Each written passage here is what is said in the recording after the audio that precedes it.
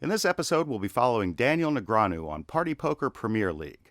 The buy-in is $125,000, the blinds are $8,000 and $16,000, and the ante is $2,000. There are only 4 players left in this group, and as this hand gets underway, the other 2 opponents fold. Helmuth from the small limps and Daniel from the big sees 8-6 offsuit.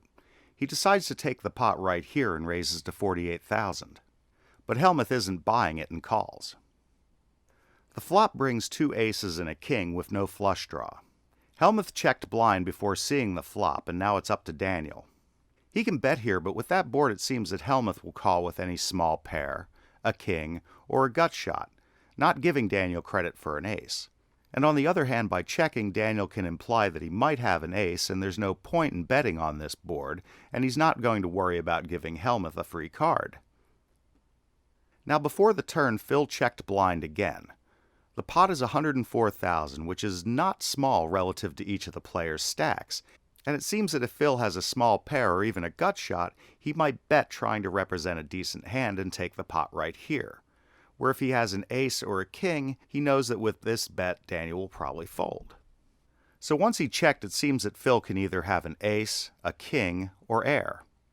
Daniel can bet here, and it's probably the time to bet if he has an ace or a king, but he decides to check because he suspects that Phil might hold a king or an ace after checking twice. And it's typical with Phil's game in general to trap in hands. So with Daniel's check, he pretty much gave up the hand after just trying to steal the blinds pre-flop.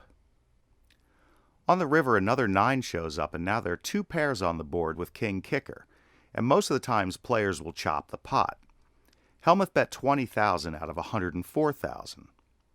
Now the problem with this small bet is when players improve the board on a chop pot board, they like to bet a bit big while trying to sell the story that they're stealing the pot and their opponents will call them sometimes for a chop.